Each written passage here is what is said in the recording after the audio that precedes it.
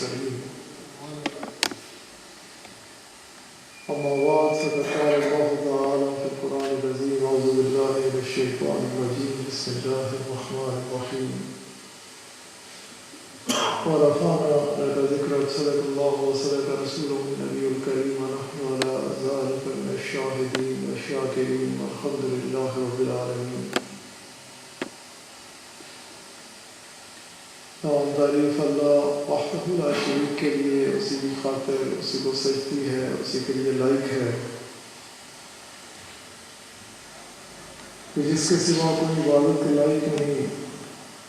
تو بڑا مہربان ہے، بہت کریم ہے، حد سے زیادہ نوازنے والا، کرم فرمانے والا، توبہ کو قبول فرمانے والا، گناہوں کو معاف فرمانے والا، درجات کا بلند فرمانے والا، بے پناہ بلند و بالا شان والا بادشاہ کہ جس کے فضل و کرم کی نہ تو کوئی انتہا تھی، نہ ہے اور نہ ہو سکتی ہے، جس کا فضل اس کے رزق کے اوپر حاوی ہے، جس کے کرم کے ساتھ سارے معاملات مشروط ہیں کہ جسے وہ دینا چاہے کوئی روک نہیں سکتا، اور جسے وہ روک دے کوئی دے نہیں سکتا، اور بے پناہ درود و سلام ہمارے آقا مولا ہماری جانوں کے بادشاہ حاضر و ناظر مختار کل اللہ کریم کے حبیب صلی اللہ علیہ وآلہ وسلم کی ذات اعلیٰ کے اوپر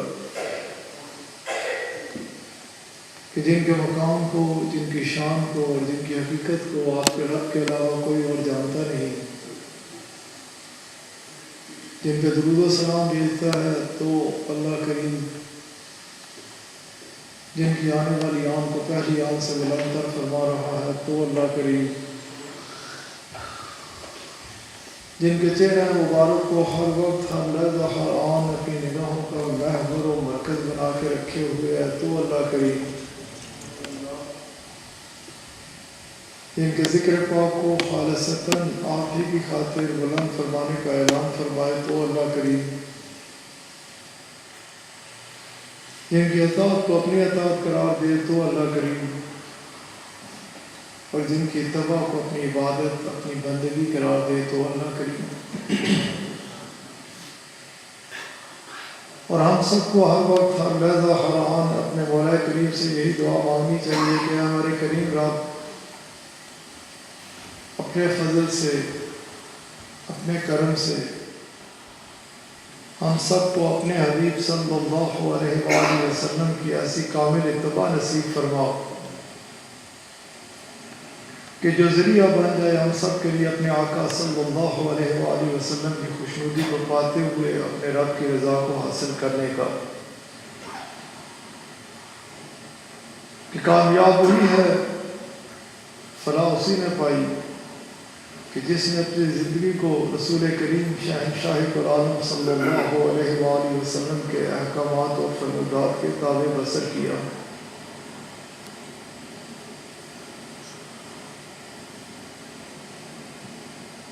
کامیابی نام ہے تو صرف اور صرف اسی چیز کا کہ انسان اپنی زندگی کو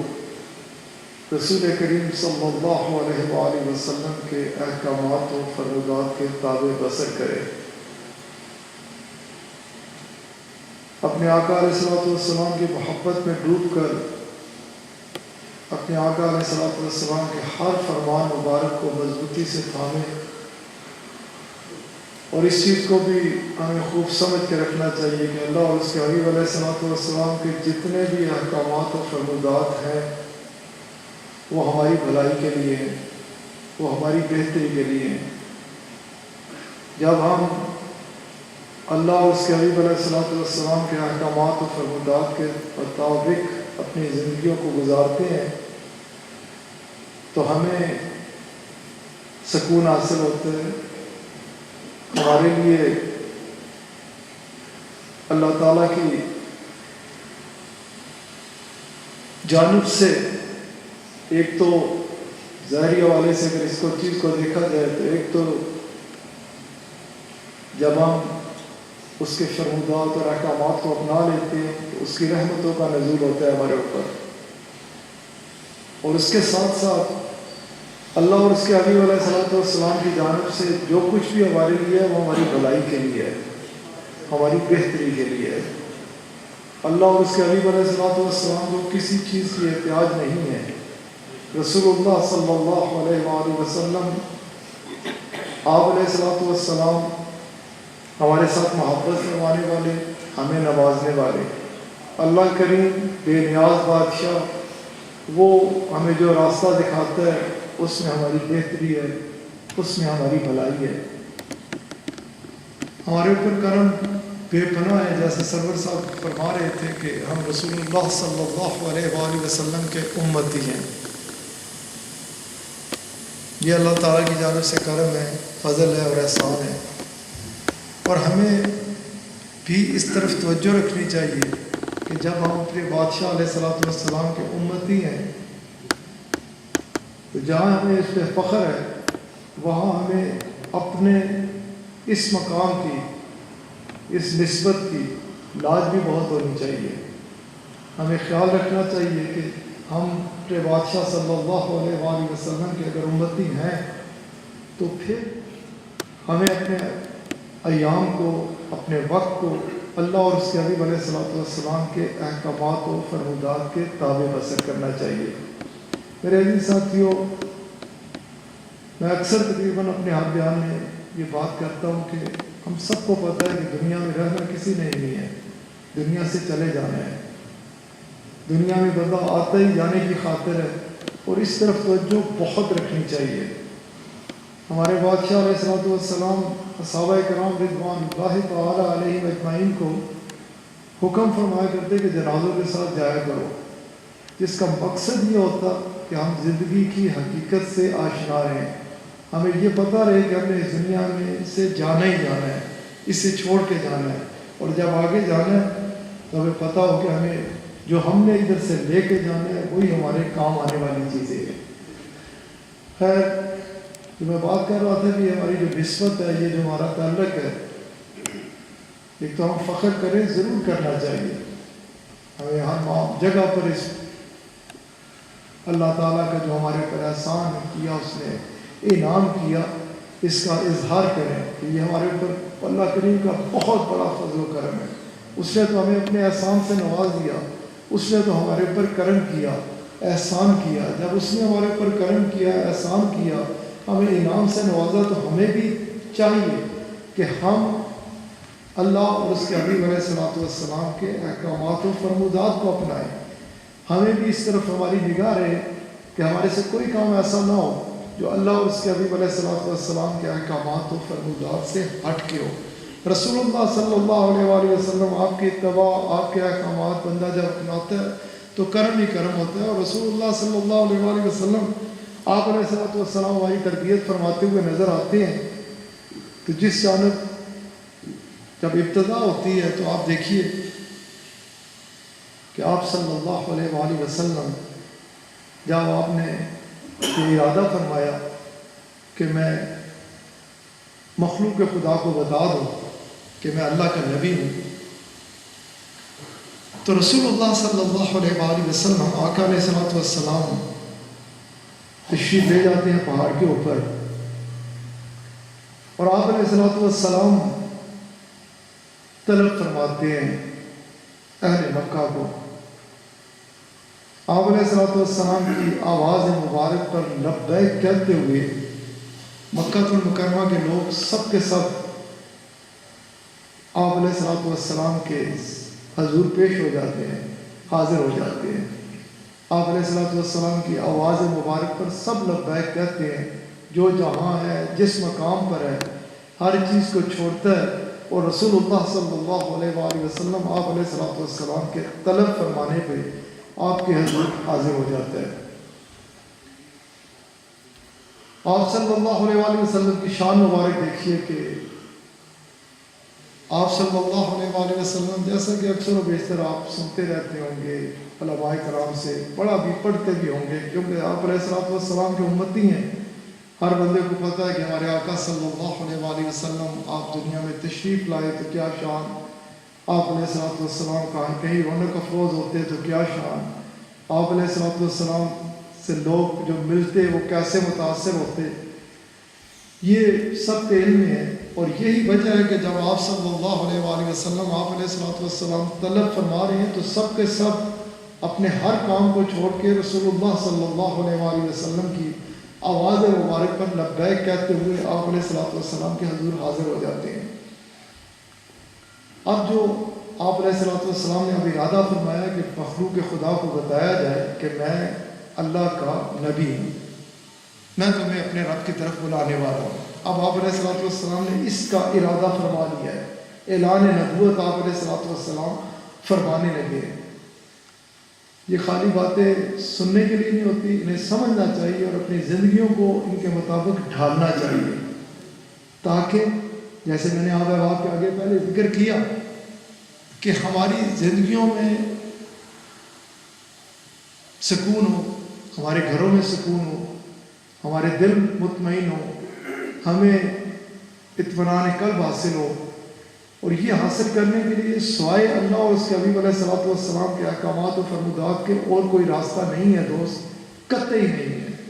وہ شخص قطعی گمراہی کا شکار ہے کہ جو یہ سمجھتا ہے کہ اللہ اور اس کے حبیب علیہ الصلوۃ والسلام کے فرمودات کو چھوڑ کے میں دنیا کے پیچھے بھاگتا رہوں گا، دنیا اکٹھی کر لوں گا، یہ کر لوں گا اور وہ کر لوں گا، اسے اطمینان مل جائے گا۔ وہ اطمینان نہیں حاصل کر سکتا، اس کی زندگی میں سکون نہیں آ سکتا۔ اطمینان قلب اور سکون صرف اور صرف ایک چیز میں ہے، وہ اللہ اور اس کے حبیب علیہ الصلوۃ والسلام کے احکامات و فرمودات پر چلنے میں ہے۔ اب رسول کریم شہنشاہ العالم صلی اللہ علیہ وآلہ وسلم آپ علیہ الصلوۃ والسلام نے جب ارادہ فرمایا مخلوق خدا کو خدا سے ملانے کا، ان کو اللہ تعالیٰ کی ذات سے آشنا فرمانے کا، تو رسول اللہ صلی اللہ علیہ وآلہ وسلم آپ علیہ الصلوۃ والسلام پہاڑ کے اوپر رونق افروز ہیں، اور آپ علیہ الصلوۃ والسلام نے ان سب کو مخاطب فرما کے فرمایا جب سب حاضر ہو گئے کہ اگر میں تمہیں یہ کہوں کہ اس پہاڑ کے پیچھے دشمن مکمل تیاری کے ساتھ آ چکا ہے، وہ تمہارے اوپر حملہ کرنے والا ہے، کیا تم اس پر یقین کر لو گے؟ سب کے سب یک زبان ہو کر دربار رسالت مآب صلی اللہ علیہ وآلہ وسلم میں عرض کرنے لگے کہ اگر آپ فرمائیں گے نا، اگر آپ فرمائیں گے کہ اس پہاڑ کے پیچھے دشمن آ گیا اور ہمیں پتہ بھی نہ چلا اور وہ ہمارے اوپر حملہ کرنے کو تیار ہے، آپ فرمائیں تو ہم اس پر یقین کر لیں گے۔ آپ علیہ الصلوۃ والسلام نے اس کے بعد دوسرا سوال فرمایا۔ آپ علیہ الصلوۃ والسلام نے فرمایا کہ پھر اس کے بعد جب اگر تم پہاڑ کے پیچھے جاؤ اور تمہیں کوئی نظر نہ آئے، ادھر کوئی تم دیکھ نہ پاؤ، پھر تمہارا کیا گمان ہوگا، پھر تمہاری زبانوں سے کیا نکلے گا؟ اب یہ سب کے سب وہ لوگ ہیں جو رسول اللہ صلی اللہ علیہ وآلہ وسلم کے ساتھ زندگی گزار رہے ہیں۔ 40 سال ہو گئے آپ علیہ الصلوۃ والسلام کے ساتھ ان کے شب و روز گزر رہے ہیں۔ پہلے جب سوال پہ جواب ہے کہ اگر آپ فرمائیں گے تو ہم میں سے کوئی ایک ایسا نہیں ہے کہ جو اس پہ یقین نہ کرے، سب اس پر یقین کر لیں گے کہ دشمن آن پہنچا، ہمیں خبر نہ ہوئی۔ اب دوسرا سوال جو ہے وہ آپ علیہ الصلوۃ والسلام فرما رہے ہیں کہ اچھا اس کے بعد تم پیچھے جاتے ہو اور ادھر تمہیں کوئی نظر ہی نہیں آتا، پھر تم کیا کہو گے؟ تو سب کے سب عرض کرنے لگے پھر ہم یہ کہ آپ کے دربار میں عرض کریں گے کہ ہم سب اندھے ہو گئے، ہم سب کی بصارت جاتی رہی، کیونکہ آپ فرما رہے ہیں تو یقینی طور پہ ہے وہ، ہم اسے اگر دیکھ نہیں پا رہے تو یہ نہیں ہو سکتا کہ آپ فرمائے ہے اور ہم ایسے آنکھیں پھاڑ پھاڑ کے دیکھیں اور ہمیں نظر نہ آئے، تو ہم آپ کے فرمان کے اوپر شک نہیں کریں گے، ہم اس بات پہ یقین کر کریں گے کہ ہم اندھے ہو گئے، ہم دیکھنے کی طاقت ہمارے سے چھین لی گئی ہے، ہماری بصارت ختم ہو گئی، ہم دیکھ نہیں پا رہے لیکن وہ ضرور ہے۔ جب اس انداز سے انہوں نے عرض کی دربار رسالت مآب صلی اللہ علیہ وآلہ وسلم میں، تو رسول کریم شہنشاہ العالم صلی اللہ علیہ وآلہ وسلم آپ علیہ الصلوۃ والسلام نے اس کے بعد انہیں بلایا کہ آؤ میں تمہیں اس اندیکھے کی طرف لے کے جانا چاہتا ہوں، اپنے رب کریم سے منانا چاہتا ہوں، اور اس اندیکھے سے تمہیں ڈرانا چاہتا ہوں جو تمہیں نہیں دیکھ سکتے، جو تمہارا کھلا دشمن ہے شیطان ملعون، وہ تمہارے پیچھے لگا ہوئے ہے، اس کے واروں سے بچو اور اپنے خالق حقیقی کے ساتھ اپنے رشتے کو جوڑو۔ اب جو میں اس حوالے سے یہ بات کی، اب ادھر رسول اللہ صلی اللہ علیہ وآلہ وسلم جن کی اتباع اللہ کی عبادت ہے، جن کی اتباع میں اللہ کی رضا ہے، جن کی اتباع میں اللہ گناہ معاف فرماتا ہے، جن کی اتباع میں اللہ تعالیٰ نوازتا ہے، ان کی اتباع اختیار کرنے کے لیے ہمیں اپنے شب و روز کو کس طرح سے بنانا ہوگا کہ پہلا جو آپ علیہ السلام نے حکم جاری فرما رہے ہیں، پوچھ رہے ہیں، فرما رہے ہیں، تو فرما رہے ہیں مجھے تم نے اپنے درمیان کیسا پایا ہے؟ میں نے تمہارے درمیان رہتا ہوں، میرے شب و روز تمہارے درمیان گزرتے ہیں، مجھے تم نے اپنے درمیان کیسا پایا؟ سب یک زبان ہو کر یہ عرض کر رہے ہیں کہ آپ جیسا سچا، آپ جیسا ہمدرد، آپ جیسا ہمارا بھلا چاہنے والا، آپ جیسا ہمارے لیے بھلائی چاہنے والا اور کوئی ہمارے درمیان موجود نہیں ہے۔ یہ پہلا قدم آقا علیہ السلام نے جب رب تعالیٰ کی طرف بلانے کا ارادہ فرمایا، تو جس چیز کا پہلا اقرار کروا رہے ہیں نا، ابھی دین کی بات نہیں ہے دوست۔ دیکھیے ابھی نمازوں کے احکامات نہیں آئے، ابھی حج کے احکامات نہیں آئے، ابھی لے کے چلنا ہے رسول اللہ صلی اللہ علیہ وآلہ وسلم نے۔ تو پہلی بات کیا کہ آپ علیہ السلام نے کی کہ آپ علیہ السلام نے اپنی ذات پاک کو منوایا۔ اتنا عرصہ جو نبی ہیں اس بہت پہلے سے نبی ہیں، سب سے پہلے نبی ہیں، انہوں نے 40 سال ان لوگوں کے درمیان گزارے، اعلان نبوت نہ فرمایا، لیکن شب و روز کس انداز سے گزارے ان کے درمیان کہ آپ علیہ السلام کی ذات پاک پر وہ اس طرح سے اندھا ایمان رکھتے تھے، اس انداز سے خوبصورتی کے ساتھ آقا علیہ السلام کی ذات پہ ان کا کامل ایک پختہ کہ آپ علیہ السلام سے بڑھ کر سچا کوئی نہیں ہو سکتا، آپ علیہ السلام سے بڑھ کر بھلائی چاہنے والا کوئی نہیں ہو سکتا۔ یہ جب انہوں نے اقرار کیا، آپ علیہ السلام کی ذات پاک کو انہوں نے مانا، اور آپ کی ذات تو اس انداز سے مانتے کہ حاضر ہو گئے سارے کے سارے وزراء، سارے سردار آپ علیہ السلام کی خدمت میں، اور اس طرح سے عرض کی کہ اگر آپ اپنی بات کرتے ہیں تو ہم آپ کو ماننے کو تیار ہیں، ہم آپ کو اپنا سردار بناتے ہیں، ہم جو آپ کہیں ماننے کو تیار ہیں، لیکن ایک بات، ایک آگے ہم شرط رکھنا چاہتے ہیں، آپ کو ہم مانتے ہیں کیونکہ ہم نے آپ کو دیکھا ہے، آپ کے ساتھ ہم وقت گزارتے ہیں، ہم نے زندگیاں گزاری ہیں، آپ جیسا ہمدرد، آپ جیسا سچا، آپ جیسا انصاف کرنے والا، آپ جیسا امانت دار ہم نے کوئی دیکھا ہی نہیں ہے، کیونکہ وہ پہلے دیکھتے آئے ہوئے تھے نا۔ یہ بہت ساری ضعیف چیزیں ہیں جن کے اوپر چلنے کے بعد لوگ عجیب طرح کے خیالات کا شکار ہو جاتے ہیں۔ آپ تھے، اعلان نبوت سے پہلے بھی آپ علیہ السلام نے اپنے آپ کو اس انداز سے ان کے درمیان منوا رکھا تھا کہ کوئی بھی مرنا ہوتا تھا، کوئی مسئلہ ہوتا تھا تو آپ کی ذات پہ سب کو ایک سیکنڈ میں ایک ہو جاتے تھے۔ جیسا آپ نے دیکھا جب آپ علیہ السلام کے زمانہ تو آپ کا ہی ہے، لیکن میں اس حوالے سے بات کر رہا ہوں کہ جس وقت آپ بے پناہ شانوں کے ساتھ اس انداز سے رونے کا فروز ہیں کہ آپ پہ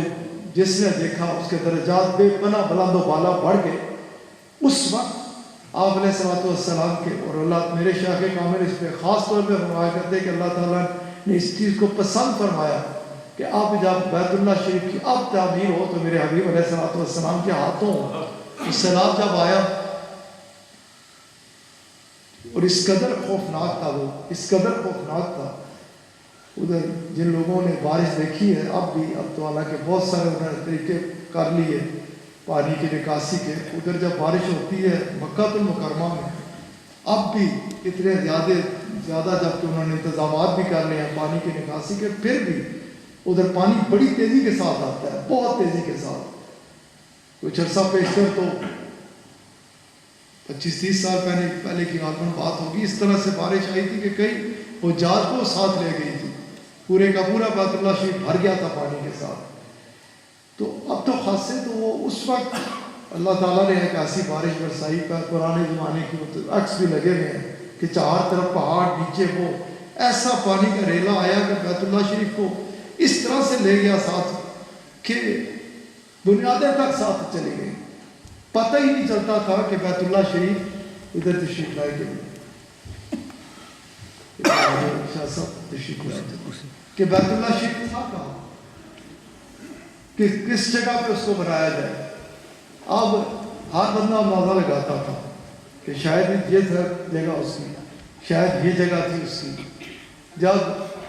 یہ سب اندازے لگا رہے تھے، سارے سردار ادھر کے اکٹھے ہیں، اپنے اپنے اندازے کے مطابق بتا رہے ہیں یہ تھا، یہ اس جگہ تھی بیت اللہ کی، یہ جگہ تھی۔ تو دوسرا سردار کہتا ہے کہ وہ یہ جگہ نہیں تھی، یہ تھی۔ اب ادھر ایسی بات مسئلے ہوتے تھے کہ وہ تلواریں نکل آتی تھی کہ اس کی بات نہیں میری بات، تیسرے نے کہا نہیں ایسا نہیں، تیسرا قبیلہ سردار کہنے لگا کہ نہیں ایسا نہیں، یہ نہیں، یہ مقام تھا۔ اب قریب تھا کہ یہ پھر اس حوالے سے باہم آپس میں کسی جھگڑے کی طرف جانے والے تھے کہ رسول کریم صلی اللہ علیہ وآلہ وسلم آپ تشریف لائے۔ آپ علیہ السلام نے تشریف لانے کے بعد آپ علیہ السلام نے فرمایا کہ کیا معاملہ ہے، کہ مسئلہ اس وقت یہ ہمارے درمیان ہے کہ بیت اللہ شریف اصل کون سی جگہ تھی، کہاں پر بیت اللہ شریف تھا۔ آپ علیہ السلام نے فرمایا کہ میں بتاؤں کہ اصل بیت اللہ شریف کہاں تھا۔ جب آپ علیہ السلام نے فرمایا تو پھر وہی جو میں بات کر رہا تھا جس حوالے سے کہ آپ علیہ السلام کے زبان مبارک پہ وہ ایسے ہی کہتے تھے کہ اگر آپ فرمائیں کہ ہے دشمن اور ہم نہ دیکھ پائیں تو ہم آپ کی بات پہ تو قطعی نہیں سوچ سکتے دوسری بات، دشمن ہے لیکن ہم یہ کہہ سکتے ہیں کہ ہم اندھے ہو گئے۔ اب یہ وہی لوگ ہیں، اس سے خاصے سال پہلے کی بات ہے، اعلان نبوت سے وہی لوگ ہیں۔ لیکن آپ علیہ السلام نے جب فرمایا نا میں بتاؤں تو سب نے کہا اس سے بڑھ کر ہمیں چاہیے کیا، کیونکہ ہم نے آپ سے جب سنا ہے حق ہی سنا ہے۔ ہم نے آپ سے سب کسی بھی معاملے میں ہر بندے کے بارے میں کوئی نہ کوئی انگلی اٹھا سکتا ہے، اگر نہیں اٹھ سکتی تو اے تعریفوں کے بادشاہ ہے، تعریف کیے گئے، قربان جائیں اپنے آقا علیہ السلام کے نام کے اوپر۔ اللہ تعالیٰ نے اپنے حبیب علیہ السلام کا نام پاک ہی ایسا چنا کہ جب کوئی لے لو محمد صلی اللہ علیہ وآلہ وسلم تو مطلب ہی کیا ہے، تعریف کیا گیا، تعریفوں کے لائق، تعریفوں کے ساتھ آیا، تعریف کیا گیا، کس کی طرف سے؟ اللہ تعالیٰ کی طرف سے۔ تو انہوں نے عرض کی کہ آپ اگر فرمائیں تو پھر تو کوئی بات ہی نہیں ہے۔ آپ علیہ السلام آپ نے پھر نشان لگائے کہ یہ مقام ہے بیت اللہ شریف کا، اور وہ ہے نا، وہ کریم ہے، وہ رؤوف ہے، وہ رحیم ہے، اور اس شان سے کرم فرماتے ہیں کہ اس وقت بھی جس وقت تیرا میرا وجود نہ تھا، ان کی نگاہ پاک میں اپنی ساری امت تھی، وہ دیکھ رہے تھے، انہیں پتا تھا۔ آپ علیہ السلام نے فرمایا بے شمار حدیث مبارک ہے، آپ نے بیت اللہ شریف کی تعمیرات، بیت اللہ شریف کا پھیلنا، بیت اللہ شریف کا بھرا ہونا، بیت اللہ شریف کے بارے میں ایک ایک خبر دی ہے کہ وقت کے آنے کے ساتھ ساتھ اس کا کس انداز سے پھیلنا ہے، کیا کیا حالات ہونے ہیں۔ تو آپ کی نگاہ پاک اس وقت، اس وقت پہ بھی تھی، آنے والے وقت پہ بھی تھی۔ آپ نے اس وقت جب نشان لگا رہے تھے اور جب حکم دے رہے تھے کہ ادھر اس جگہ کو اندر لے لو، اور یہ بار جو آپ حتیم دیکھتے ہو، یہ بار جو جگہ چھوڑی، یہ اس وقت آپ علیہ السلام کے نگاہ پاک میں اپنے غلام، اپنی امت کہ میری امت بھری بھی ہو، بھرا ہوا ہوگا یہ مطاف، اور وقت آئے گا کہ دروازہ کھلے گا، کوئی سربراہ آ رہا ہے جس کو سعودی حکومت پروٹوکول دینا چاہتی ہے، اس کے لیے دروازہ کھولا جائے گا، میرا کوئی امتی باہر ہوگا، اس کی نگاہ حسرت سے جائے گی، کاش میں بھی مجھے بھی یہ اعزاز ملتا، میں اس کے اندر جا سکتا۔ تو آپ علیہ السلام نے اس وقت یہ رسول کریم شہنشاہ کل عالم، رسول کریم شہنشاہ کل عالم، رسول کریم شہنشاہ العالم صلی اللہ علیہ وآلہ وسلم نے اس وقت حکم فرمایا یہ جگہ تو لو اندر اور یہ بھی بیت اللہ شریف کا حصہ ہی ہے لیکن اسے باہر چھوڑ دو. قربان نہ جائیں اپنے آقا علیہ السلام کی شان مبارک پر. ایک تو یہ کہ اس وقت بھی اپنی امت کا خیال اور دوسرا یہ کہ جیسا حکم فرمایا اس کے بعد کس کوئی بندہ بولا نہیں. اسی انداز سے بیت اللہ شریف کی تعمیر کی گئی جدھر آپ علیہ السلام نے اصحاب مبارک کے ساتھ نشان لگایا اور جدھر آپ نے ہمارا یہ باہر چھوڑ دو. کسی کی یہ جرت نہیں ہوئی, کسی نے یوں نہیں کہا کہ یہ اگر بیت اللہ شریف کا حصہ تو باہر کیوں چھوڑ دیں. یہ آقا کو پتا تھا یا آقا کے ان غلاموں کو خبر ہونی تھی کہ جنہوں نے بعد میں جا کے اثر سے دیکھنا تھا اور اندر نہیں جا سکنا تھا اور بھاگ میں کے حتیم میں جا کے ادا کر کے یہ گمان کر لینا تھا کہ یہ بھی تو بیت اللہ شریف کا اندر کا ہی حصہ ہے. اس کے بعد یہ تو یہ جو میں نے آپ سے بات کی یہ موجود ہے لیکن وہ تو ہر ایک کو پتہ ہے نا کہ اس وقت جب تعمیر شروع ہوئی دیوار ادھر تک پہنچی اور جب وہ پتھر مبارک لگانے کا وقت آیا اس وقت بھی کیا تلواریں نہیں نکل آئی تھی. اس وقت بھی فیصلہ فرمایا تھا تو کس نے فرمایا تھا اور اس فیصلے پہ سب نے ایک سیکنڈ کے اندر سب پابند ہو گئے تھے. تو وہ کون تھے؟ فیصلہ تیرے اور میرے نبی علیہ السلام نے فرمایا تھا اور پابند ہو گئے تھے سارے کے سارے سرداران مکہ تو المکرمہ کہ جو آپ فرمائیں گے ٹھیک ہے. آپ نے فرمایا صبح کو آتا ہے پھر کوئی آیا تھا جو آج سے پہلے آ سکتا. آپ علیہ السلام ہی تشریف لائے لیکن وہ کریم وہ واقعی کریم ہے. ان کے بارے میں کریم فرمایا نا رب کریم نے تو واقعی کریم ہے. ہمارے لیے تو کریم ہے ہی ہے, ہم ان کے امتی ہیں لیکن اتنے کریم ہیں کہ جب فیصلہ یہ ہو چکا تھا کہ جو پہلے آئے گا وہ لیکن پہلے تشریف بھی لائے اور پھر جتنے جھگڑ رہے تھے کسی کو محروم نہیں رکھا. سارے سرداران کو بلائے. بلانے کے بعد جب سب اکٹھے ہو گئے چادر مبارک بچھائی پتھر مبارک کو بیچ میں رکھا اور مان لے کہ تم سب کی اثر تھی نا سب چاہتے تھے میں لگاؤں لو سب اٹھاؤ. ہمیں دوستو یہ باتیں سننے کے بعد ہمیں اس طرف جانا چاہیے کہ ہمارے آقا علیہ السلام جس حوالے سے میں نے گفتگو کا آغاز کیا انہوں نے کہا کہ ہم امتی ہونے میں بڑا فخر ہے. جہاں ہمیں امتی ہونے پہ فخر ہونا وہاں ہمیں امتی ہونے پہ غیرت بھی بڑی ہو بہت غیرت. مطلب اس سے فخر سے تان کے سیران ضرور لگانا چاہیے لیکن اس سے ہمیں غیرت بھی بڑی ہونی چاہیے کہ ہمارے نبی تو اس شان والے ہیں کہ ان کی ذات پاک سے کوئی بھی محروم نہیں ہو. جو بھی جب دیکھیے نا سب نے سب کو شامل کیا سب نے چادر اٹھائی جب سب اٹھا کے قریب لے گئے آپ نے اپنے دست ہاتھ سے اس کو نصب فرما دیا کسی کو محروم نہ رکھا. تو آئیے میں جو واپس جاتا ہوں جو بات کر رہا تھا کہ رسول کریم شاہ العالم صلی اللہ علیہ وآلہ وسلم آپ علیہ السلام کے طلب کرنے پہ سب حاضر ہوئے. آپ علیہ السلام نے سب سے پہلے جو اقرار کرایا وہ کیا تھا کہ اپنی ذات کو منوایا. اور جو میں بات کرتے ہوئے پیچھے گیا تھا آپ کو تو اس انداز سے مانتے تھے کفار مکہ تو المکرمہ کہ ایک دن حاضر ہو گئے دربار رسالت مآب صلی اللہ علیہ وسلم نے اور عرض کرنے لگے کہ ہم آپ کو ماننے کو تیار ہیں, ہم آپ کو اپنا سردار ماننے کو تیار ہیں, آپ کو ہم بلند ترین رتبہ پہلے بھی ہمارے دلوں میں جو آپ ہیں کوئی نہیں ہے لیکن ہماری ایک شرط ہے کہ آپ اس وقت دیکھیے اللہ تعالیٰ کی طرف نہ بلائیں. آپ کو ہم مانتے ہیں اسے نہیں مانتے. رسول کریم شاہ العالم صلی اللہ علیہ وآلہ وسلم آپ علیہ السلام نے فرمایا جنہیں کسی چیز کی احتیاج نہیں جن کے اشاروں پہ جن کے صدقے یہ چاند سورج بنا ہے لیکن سمجھانا تھا انہیں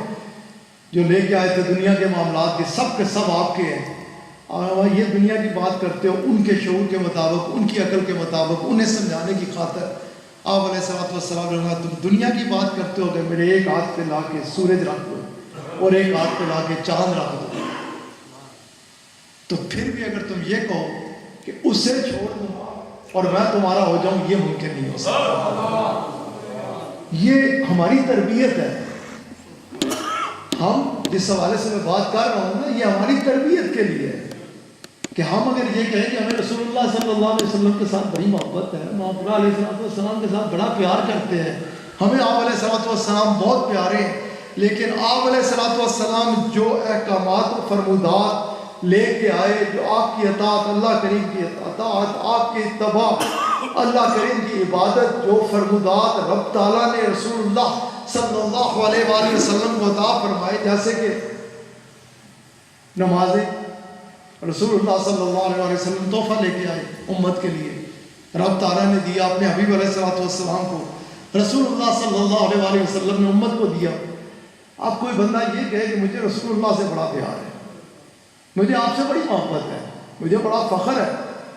میں آپ کا امتی ہوں، لیکن نماز سے کوتاہی کرے۔ آپ علیہ السلام نے جھوٹ سے ممانعت فرمائی، اور اس مقام پر اس میں تو آپ نے سب سے زیادہ زور دیا نا جس چیز کے بارے میں، اب ادھر بھی آپ دیکھیے سب سے پہلا جو آپ اقرار کروا رہے ہیں کفار سے، کیا کہ کیا میری زبان سے ہمیشہ سچ نکلتا ہے یا نہیں نکلتا؟ سچ۔ اور جیسا کہ حدیث مبارکہ میں آتا ہے کہ ایک شخص دربار رسالت مآب صلی اللہ علیہ وآلہ وسلم میں حاضر ہوا، عرض کرنے لگا کہ یا رسول اللہ صلی اللہ علیہ وآلہ وسلم، میں بہت بڑا گنہگار ہوں، حد سے زیادہ گناہوں میں ڈوبا ہوا ہوں، کوئی ایسا عیب ہے نہیں جو میری ذات میں موجود نہیں ہے، بڑے بڑے کبیرہ گناہوں کا مرتکب ہوتا ہوں، انتہائی گناہگار ہوں۔ اب میں آپ کے حضور حاضر ہوا ہوں، اور اگر میں یہ عرض کروں کہ میں وعدہ کرتا ہوں کہ سارے گناہ چھوڑ دوں گا، میں شرابی ہوں، میں یہ ہوں، میں وہ ہوں، میرے سے یہ ہو جاتا ہے، یہ ہو جاتا ہے، یہ کر بیٹھتا ہوں، یہ کر بیٹھتا ہوں، میں زیادہ وعدے کر نہیں سکتا۔ آپ کے دربار میں پیش ہوں، عاجز ہوں، کمزور سا بندہ ہوں، کرم فرمائیے نا۔ اب یہ کہہ رہے ہیں کہ میرے میں بڑے بڑے کبیرہ گناہ ہیں، میں بڑے بڑے گناہوں کا مرتکب ہوتا ہوں، مجھے ایک حکم فرمائیے، میں آپ سے وعدہ کرتا ہوں کہ اس حکم پر ہر حال میں عمل کروں گا، ایک حکم فرمائیے۔ اب یہ ساری سے ڈھیر چڑھا دیے، پر اس لگا رکھ دی کہ یہ بھی کرتا ہوں، یہ بھی کرتا ہوں، یہ بھی ہو جاتا ہے، یہ بھی کر بیٹھتا ہوں، کرم فرمائیے، احسان فرمائیے، ایک حکم فرمائیے۔ جانتے ہیں دوستوں کہ رسول کریم شہنشاہ العالم صلی اللہ علیہ وسلم آپ نے اس وقت کیا حکم فرمایا؟ ہم جس کو اگر اپنی اپنی زندگیوں کی طرف جائیں تو اللہ کا کرم شامل حال ہو، اس کا فضل شامل حال ہو، اس کے احسان شامل حال ہو، تو میرا خیال ہے اس کے کرم سے ہی بچے ہوئے نظر آئیں گے۔ ہم جس کو گناہ سمجھتے ہی نہیں، ڈرا کر کے باہر چڑھتے ہیں جھوٹ۔ عام طور پہ میں یہ بات کرتے ہوئے مثال دیتا ہوتا ہوں، فون آیا، اسی بیٹھے ہیں گھر، بچے کی کیا ہوں گے، کیا جو کوئی نہیں، جھوٹ ہے نا، کسی بھی طرح سے جھوٹ، جو جھوٹ ہے وہ جھوٹ ہے۔ اور پھر مزے کی بات یہ ہے کہ ہم اس بچے سے اس چیز کی بھی توقع رکھتے ہیں کہ وہ جھوٹ نہ بولے، اسے کہیں کہ جھوٹ نہ بول۔ اولاد ظاہر ہے جب خود دیکھ رہی ہوگی کہ یہ خود کر کیا رہے ہیں، تو پھر ہم ان سے یہ توقع کریں گے وہ اس سے بچیں گے۔ ہمیں خود عملی زندگی اپنی ایسی بنانی ہوں گی، جیسا میں نے پہلے کہا نا، جس سے میں نے آغاز کی تھی، اپنی گفتگو کا آغاز کیا تھا، کہ یہ جو اللہ اور اس کے حبیب علیہ السلام کے احکامات و فرمودات ہیں، یہ ہماری اپنی آسانی کے لیے ہے، ہمارے سکون کے لیے ہے، ہمارے گھروں میں اطمینان کے لیے ہے۔ اگر ہم یہ اپنائیں گے تو ہم وہ کچھ پائیں گے جس کا ہم تصور نہیں کر سکتے۔ تو جو میں بات کر رہا تھا کہ یہ ایسی چیز ہے کہ جسے ہم میں سے اکثریت گناہ سمجھتی ہیں، اور رسول کریم شہنشاہ العالم صلی اللہ علیہ وآلہ وسلم گناہوں کے انبار، جو کبیرہ گناہوں کی بات کر رہے ہیں، اس میں سے اگر کسی چیز کو چن رہے ہیں نا، کہ اگر ایک کا ہی تو میرے دربار میں آیا چاہتا ہے ایک ہی تجھے حکم دوں، تو آپ علیہ السلام ان میں سے کس چیز کو منتخب فرمایا کہ آج کے بعد تو جھوٹ نہ بولنا، وعدہ کر میرے ساتھ۔ وہ چلا گیا وعدہ کرنے کے بعد، اور چند ایام کے بعد دربار رسالت مآب صلی اللہ علیہ وآلہ وسلم میں یہ شخص حاضر ہو رہا ہے، آقا علیہ السلام کی محفل پاک لگی ہوئی ہے، اور آنے کے بعد عرض کرنے لگا کہ ہادی ہو تو آپ جیسا، رہنما ہو تو آپ جیسا. آپ نے مجھے ایک حکم دیا، اور آج وہی شخص جو کچھ عرصہ پیشتر، کئی اب آپ یہ بیان کرتے ہیں، یہ ذہن میں رکھیں، وہ کہہ دیتے ہیں اگلے دن، کچھ عرصہ پیشتر وہ جو بندہ آپ کے حضور حاضر ہوا تھا اور اعتراف کیا تھا کہ انتہائی گناہ گار ہو، سب کبیرہ قسم کے گناہوں کا ارتکاب کر بیٹھتا ہو، کرم فرمائیے ایک حکم دیجیے. آج وہی شخص آپ کے حضور حاضر ہے. نہ اس وقت میرا اندر آپ سے چھپا ہوا تھا، نہ آج میرا اندر آپ سے چھپا ہوا ہے. آپ نے ایک حکم دیا، اس حکم کو میں نے مضبوطی سے تھاما، آپ کا فرمان مبارک تھا، اور آپ کے وہ ایک اس حکم پر عمل کرنے کی وجہ سے آج میں آپ کے حضور اس انداز سے پیش ہوں کہ میرے سے اللہ تعالیٰ نے تمام گناہوں کو دور کر دیا.